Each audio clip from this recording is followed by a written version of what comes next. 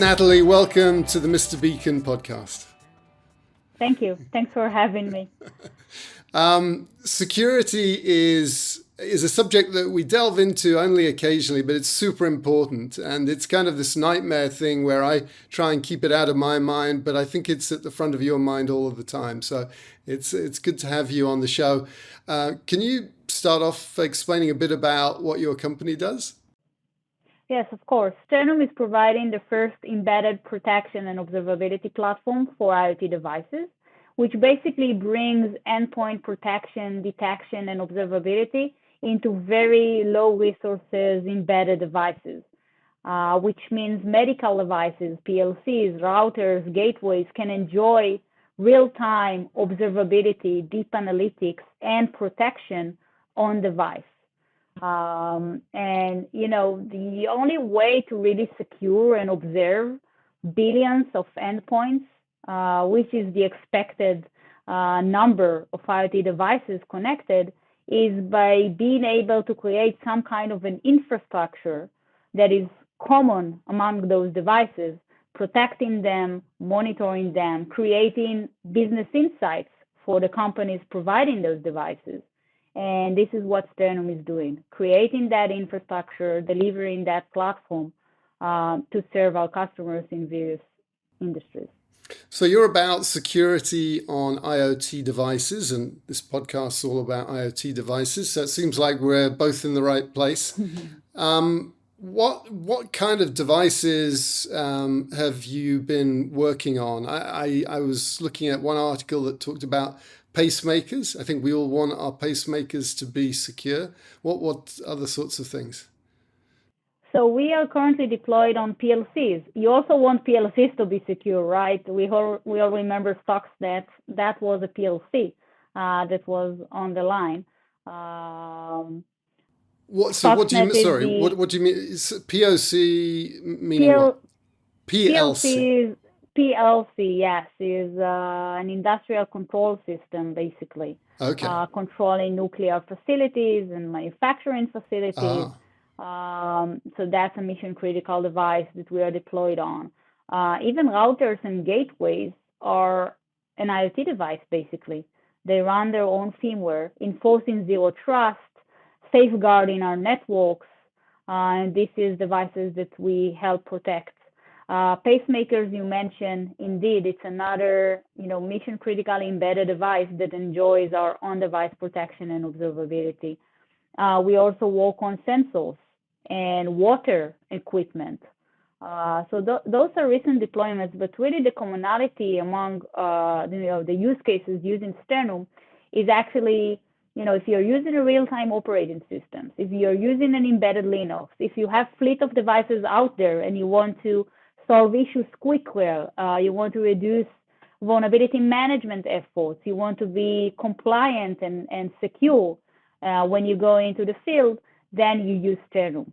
And the use cases really vary because embedded systems, they exist across industries and across use cases, and they don't have any solution like CrowdStrike or Datadog to monitor them or protect them. And Sternum delivers that in one holistic platform. So would it be too simplistic to compare you to like the antivirus software that we run on our PCs, only you're running on IoT devices? What are the differences? It will be a very simplistic way to say that, yes. I would probably say it's more like running CrowdStrike on your IoT devices because we are doing prevention, we're doing detection, we are collecting operational data that can be used for insights, for quality resolving.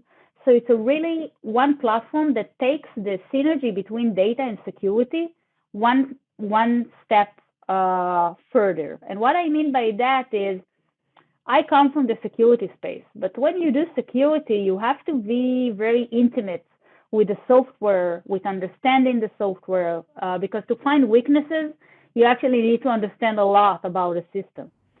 Yes. And when you think about that, the way to create insights and observability is by going deep into the software and collecting data and analyzing data.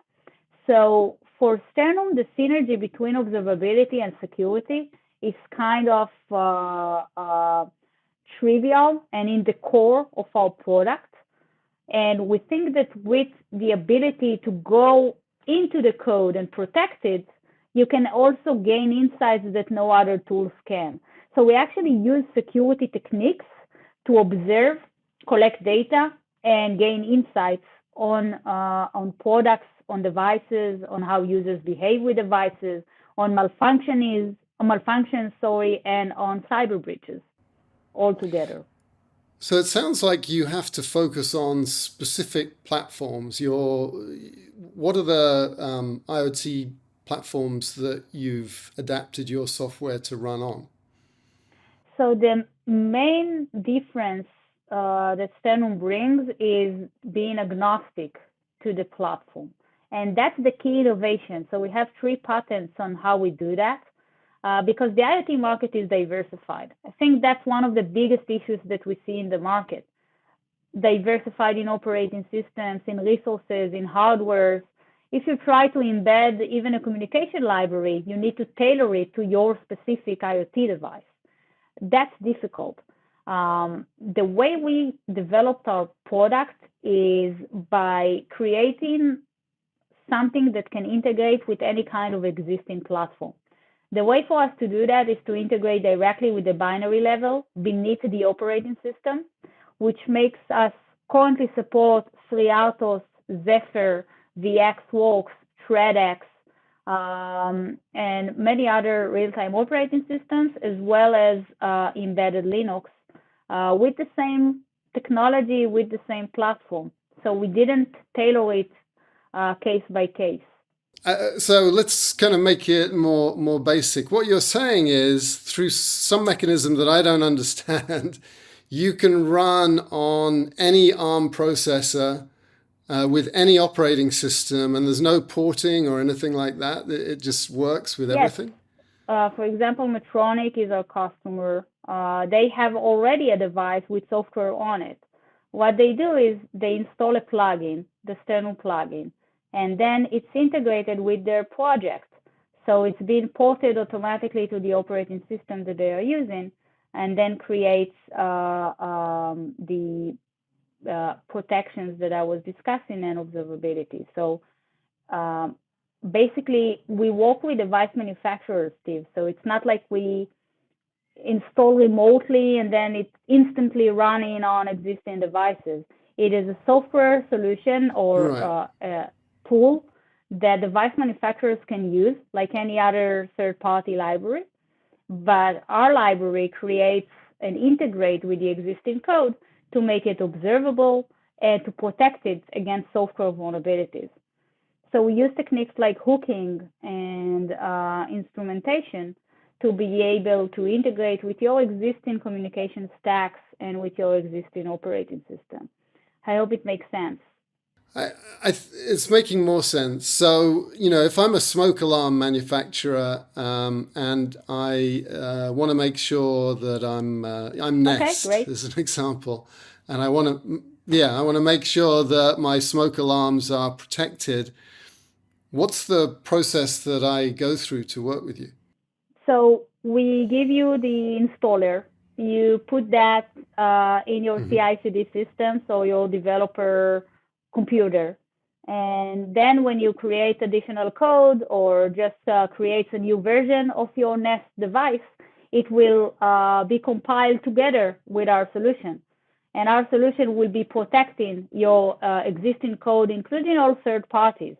So it will make sure that all memory operations are protected, all execution flows are protected. It will inspect operations like executing code or files that are being uploaded to the system, and it will send real-time alerts through your existing communication stacks into our cloud portal to alert you if something bad happened, even on downtime. So just like any other system, if you wanted to connect your IoT device, for example, to AWS device management system, so you need to include the libraries to make sure that you have the device connected to that platform. So we have a portable SDK that helps you collect data and connect everything needed to our platform.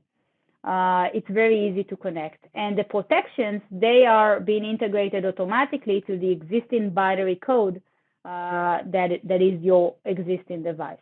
So now basically you install the plugin, you created a new version, you can either deploy to existing devices via over-the-air update to basically creating the last patch, you can say, instead of constantly patching due to security vulnerabilities.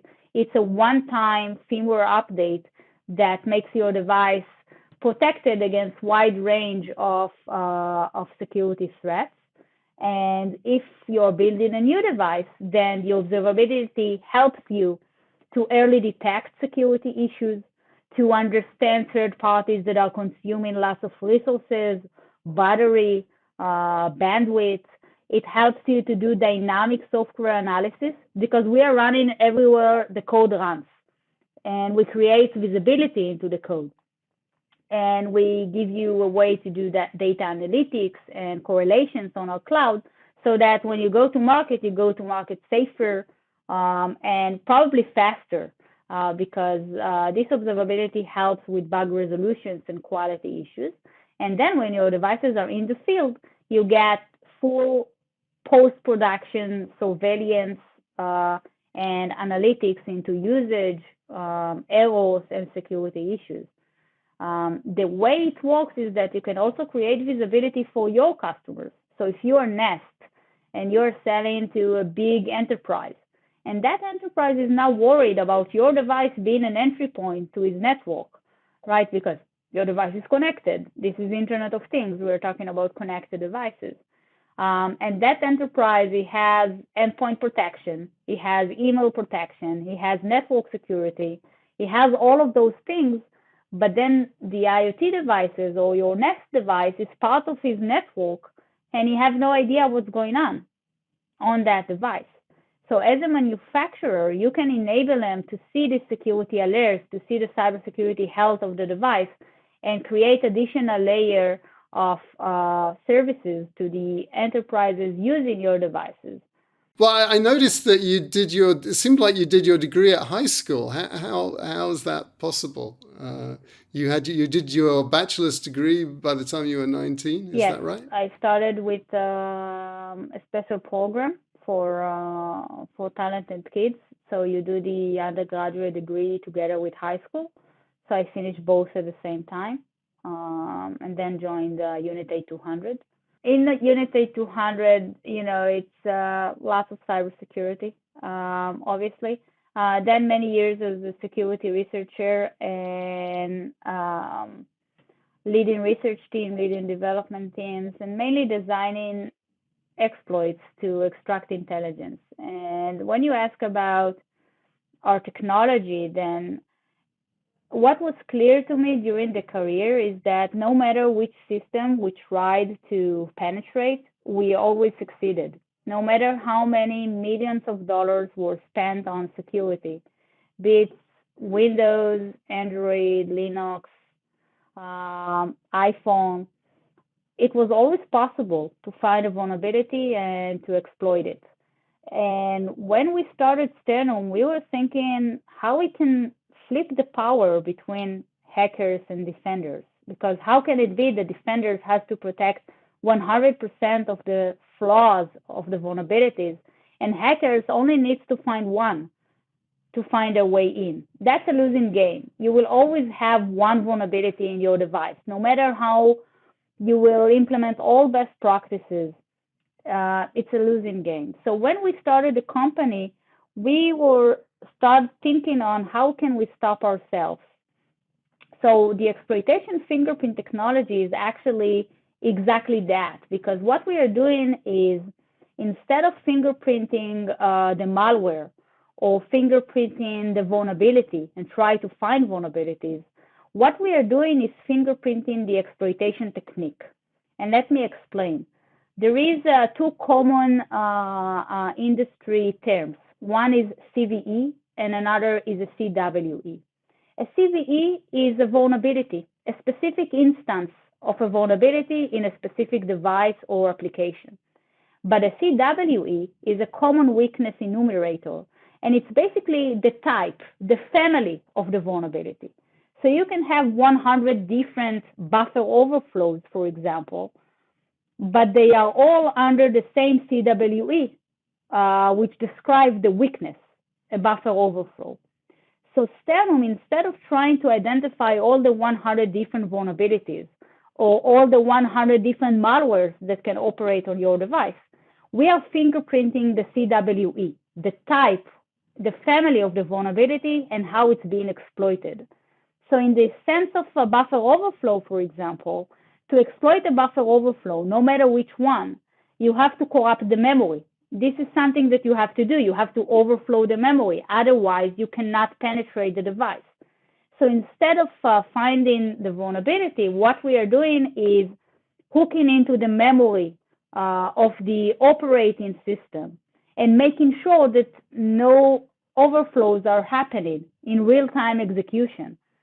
So even if there is a vulnerability, when someone tries to exploit it, what we are fingerprinting is the way to exploit it.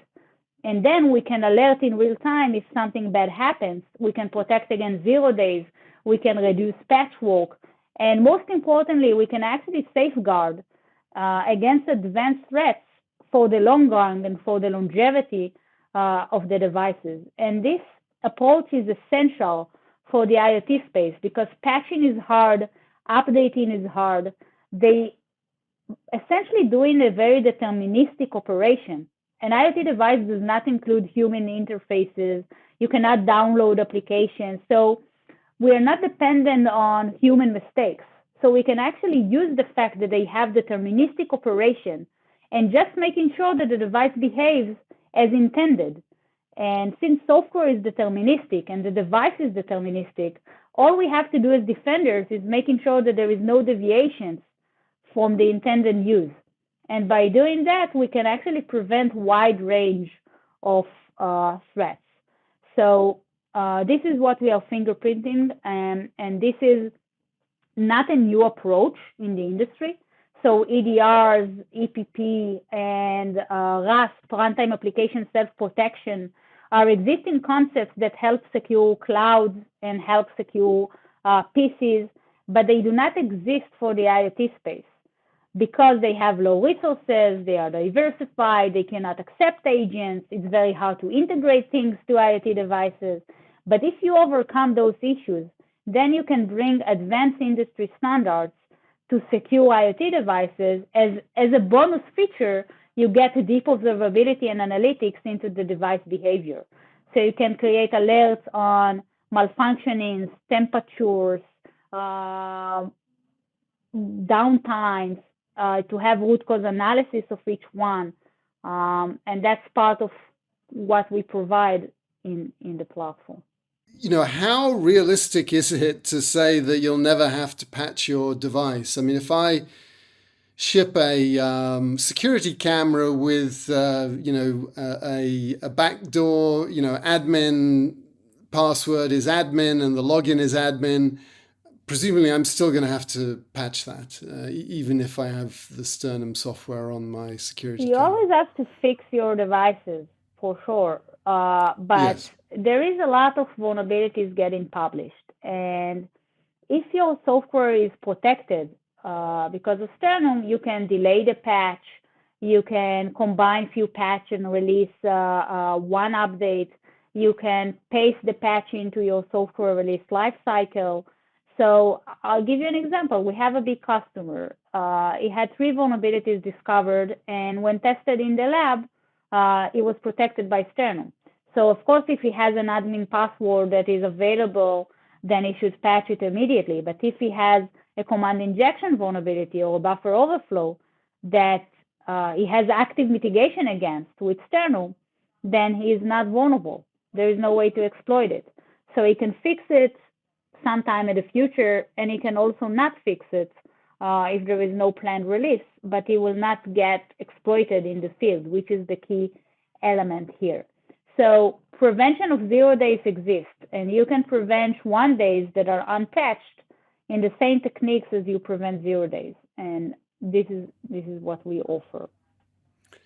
And given that we're not a security podcast, can you explain what 0 days is? Yes, of course. So a 0 day basically is a vulnerability that was found by a hacker, by a government, no matter what, and it was not being disclosed into the public. So basically, nobody knows about it, and people can exploit devices that contains this vulnerability because you don't even know that you need to patch because the vulnerability is unknown. When a vulnerability gets disclosed, this is where there is a count that begins. And it's been called 1 day because this is the first day that it's being disclosed. And then you need to go and patch the devices. And there is a nice metric saying, like, as long as the vulnerability is longer disclosed, then most of the devices will be patched against it. So if it's the first day, then probably you will have devices not patched. If it's the 10th day, then you will have more devices patched. The problem with the IoT space is that even a 5 months old vulnerability, you can probably still exploit it in the wild because IoT devices are not getting updated that frequently. So we have to come up with new ideas on how to secure the IoT because the traditional ways will not work in such a different use case. How big is the problem that we've got at the moment? You've probably got a perspective on how vulnerable the software is that, if I buy a door lock for my door today, am I basically opening my door to anyone that wants to download some software on the internet, or what's your perspective on the state of the industry? So, it's not me saying that the S in IoT does not exist, right? So I think the security status of the devices is very problematic. And we can't really expect each and every device manufacturer to come up with a very secure device. So there needs to be a product that can do that, that's for sure. We also have a huge visibility and observability problem. So those devices collect massive amounts of data. Many devices out there are not really benefiting from that data or analyzing that data in real time or creating insights based on this data. So a lot of product people, a lot of device manufacturers, a lot of users are blind into the operations of the devices. And it's part of the big gap that the embedded industry has, which is they don't have advanced tools for observability, analytics, and security. And it creates what you cannot see, you cannot secure, that's for sure. And what is not secure and is not monitored is probably being hacked and nobody knows about it. So I think we are now starting to see more and more attacks. Just last week, I heard about 4 companies got hit by an IoT vulnerabilities. And the need is on the rise to understand how to secure the devices. So very good. Well, I feel like we've not spent much time talking about the cloud component of what you do, the kind of the analytics side. Is there anything more that you want to say about that?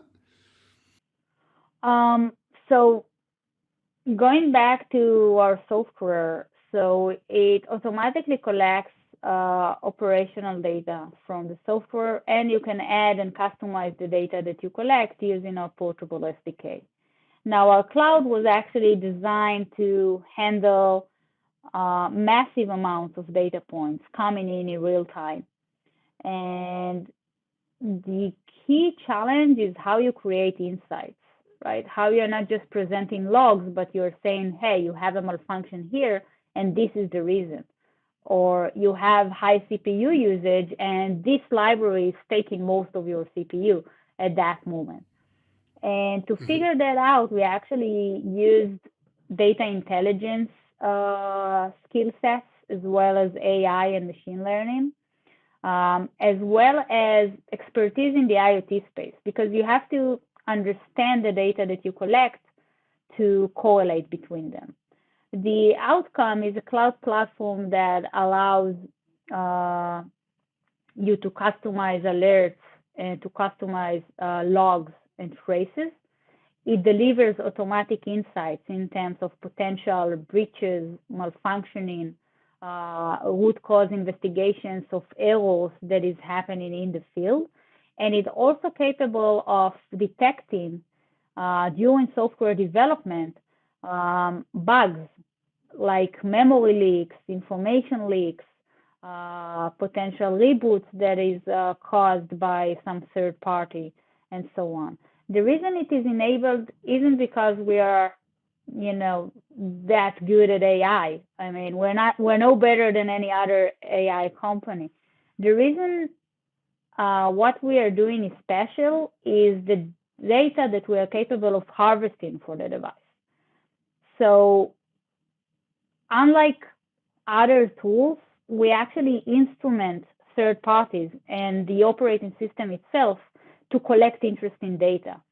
And when you have this enriched data from hidden data points in your code, closed source code, third party code that you are not monitoring, that you are not seeing, that all of your data analytics and AI algorithms are enriched with things that other tools cannot see.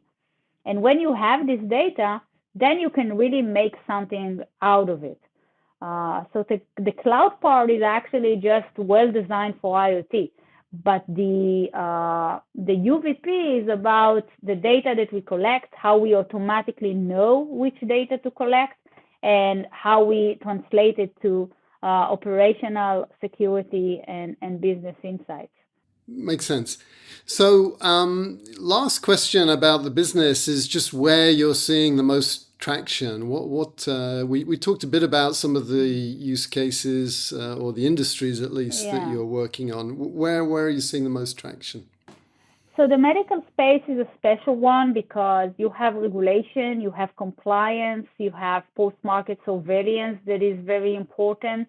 And since we are bringing tremendous value, basically out of the box to those aspects, we see a lot of traction there.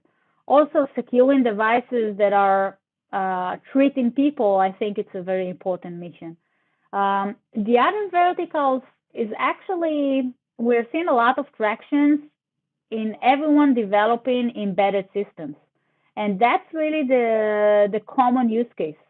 So you're developing a device, you want to secure it, you want to observe it.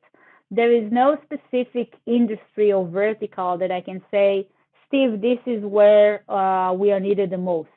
Because it's really an entire community that develops real-time operating system applications or embedded Linux or mission-critical devices. And it can be in the industrial space, in the water and energy industries. It's really diversified. Makes sense again. Well, very good.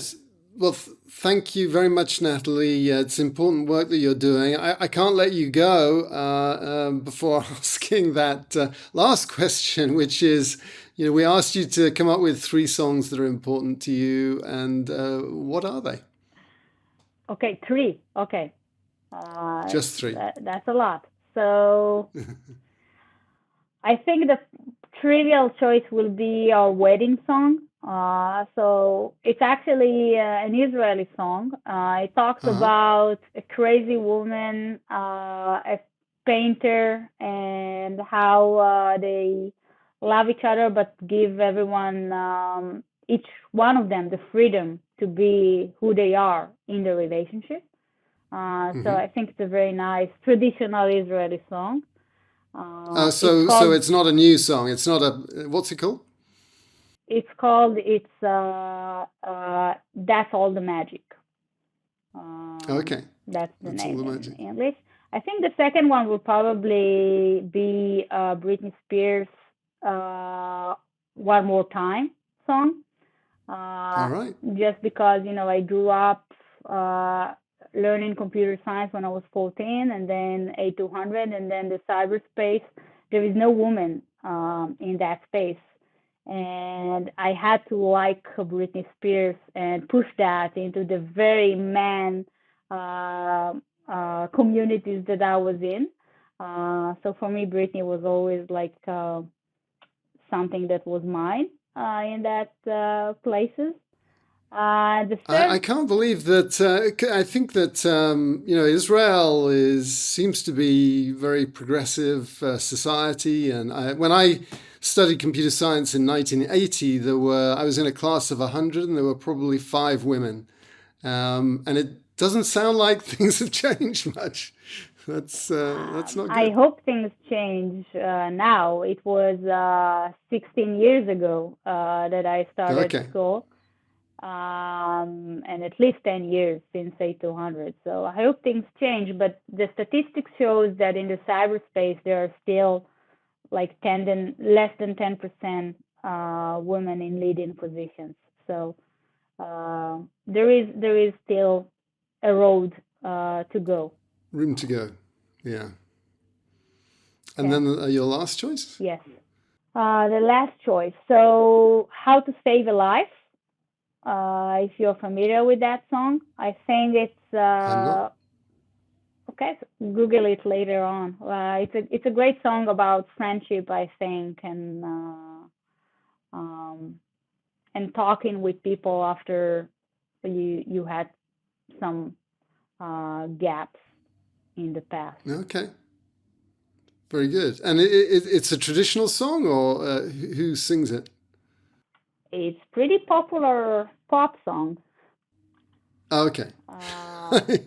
Yeah. Let me see. I forgot the name of the band. The Fray. Oh, okay. Very good. All right. Okay. Sounds like a good theme. Well, Natali, it's been between my COVID and the link and the gap between auto ID and security. It's been a little turbulent, but I've really enjoyed it. I've certainly learned, and I appreciate you spending time with us. Thank you. I appreciate so much the opportunity to be here and the time. Thanks for watching this clip from the Mr. Beacon podcast here on YouTube. You can listen to this episode on iTunes, Spotify, or wherever you get your podcasts. If you enjoyed it, please like and share this video, and be sure to subscribe for more weekly videos. For more information about Wiliot and IoT Pixels, head on over to wiliot.com.